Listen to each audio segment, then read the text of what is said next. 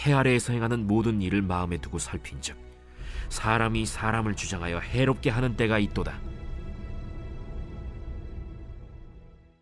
그런 후에 내가 본즉 악인들은 장사 지낸 바 되어 거룩한 곳을 떠나 그들이 그렇게 행한 성읍 안에서 잊어버린 바 되었으니 이것도 헛되도다.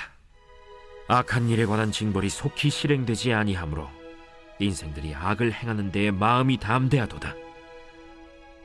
죄인은 100번이나 악을 행하고도 장수하거니와 또한 내가 아노니 하나님을 경외하여 그를 경외하는 자들은 잘 될 것이요 악인은 잘 되지 못하며 장수하지 못하고 그날이 그림자와 같으리니 이는 하나님을 경외하지 아니함이니라. 세상에서 행해지는 헛된 일이 있나니 곧 악인들의 행위에 따라 벌을 받는 의인들도 있고 의인들의 행위에 따라 상을 받는 악인들도 있다는 것이라. 내가 이르노니 이것도 헛되도다. 이에 내가 희락을 찬양하노니 이는 사람이 먹고 마시고 즐거워하는 것보다 더 나은 것이 해 아래에는 없음이라. 하나님이 사람을 해 아래에서 살게 하신 날 동안 수고하는 일 중에 그러한 일이 그와 함께 있을 것이니라. 내가 마음을 다하여 지혜를 알고자 하며 세상에서 행해지는 일을 보았는데 밤낮으로 자지 못하는 자도 있도다. 또 내가 하나님의 모든 행사를 살펴보니 해 아래에서 행해지는 일을 사람이 능히 알아낼 수 없도다. 사람이 아무리 애써 알아보려고 할지라도 능히 알지 못하나니 비록 지혜자가 아노라 할지라도 능히 알아내지 못하리로다. 할렐루야. 오늘 우리에게 주신 하나님의 말씀은 전도서 8장 9절부터 17절까지 말씀입니다. 오늘 말씀의 제목은 희락을 지키는 삶입니다. 기독교는 전능하신 유일신 하나님을 믿는 종교입니다. 다른 종교에서는 신의 능력이 제한적인 경우가 많지만 우리 하나님은 다르시죠. 다른 종교 한번 살펴보면 힌두교의 시바신은 운명에 묶여 있습니다. 그 운명은 신이 어찌할 수 없는 부분이에요. 그리스 신화를 보더라도요, 신은 상당히 제한적인 능력을 가지고 있습니다. 신들의 전쟁 가운데서 통치권을 두고 경쟁하는 것이요, 인간사와 굉장히 비슷해요. 그에 반해 우리 하나님은 전능하신 분입니다. 유일하신 분이에요. 그런데 아이러니하게도요, 이 부분 때문에 하나님께 의문이 생기기도 합니다. 무신론자들이 기독교의 의문을 표하는 것 중에 가장 흔한 것이 바로 하나님의 역할이거든요. 세상이 악이 가득하고 넘쳐나기까지 하는데 왜 하나님께서는 전능하시면서 유일한 존재이시면서 그 악을 두고 보시는가 하는 그런 질문들이 이제 공격을 하기도 하죠.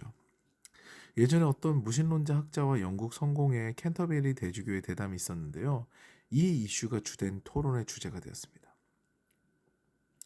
제가 금요일에 나누듯이요, 우리는 우리의 세계관으로 하나님을 이해하기가 정말 어렵습니다. 그래서 하나님께서 악을 그대로 두시는 이유가 무엇일까, 이것을 명쾌하게 알지는 못하지만요, 성경에 조각조각 드러나 있는 이야기들로 퍼즐을 맞추듯 추정해 볼 수는 있는 거죠. 오늘 전도서의 본문 역시 이 주제로 이야기를 하는 전도자의 모습을 볼 수가 있는데요.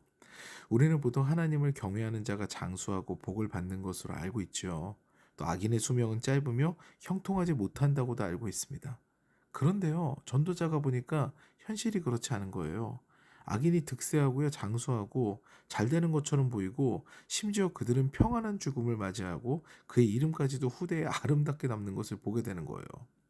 이런 부조리가 어디 있는가 하는 것이 오늘 본문의 전도자의 메시지입니다. 그런데 오히려 선인은 죽고 난 다음에 그의 행적이 순식간에 잊혀질 정도로 대단하지 않는 족적을 남긴다는 것이 오늘 본문에 그려진 또 하나의 안타까운 점이에요. 문제는요, 오늘 본문 말미에 나와 있고 제가 방금 전에 이야기한 것과 같이 하나님의 뜻을 우리가 알 수 없다는 것입니다.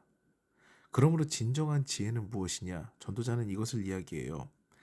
그것에 몰두하여서 왜 하나님이 악한 것을 그대로 두시느냐, 이런 것에 몰두하여서 선과 악을 판단하고 가르는 것보다 하나님께서 주신 이 순간의 나의 생명을 누리는 것이 중요하다, 이것을 전도자는 이야기하고 있는 거죠. 이게 지혜라는 거예요.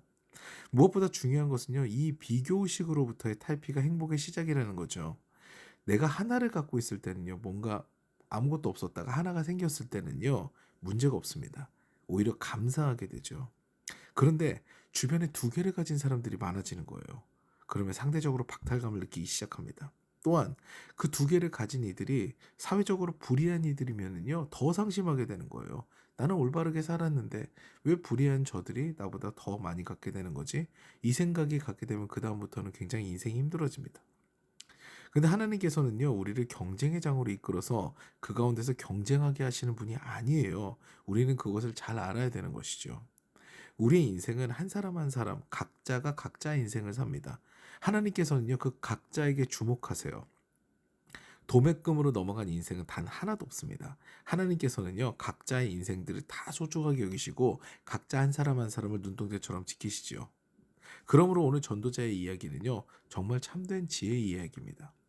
하나님께서는 우리 인생에 일할 기회를 주시며 그 일한 자는 일한 것으로 벌어들인 소득 가운데서 먹고 마시며 즐길 수 있는 인생의 권리가 주어진다 라고 하는 이야기가 바로 오늘 전도자의 지혜로운 이야기거든요.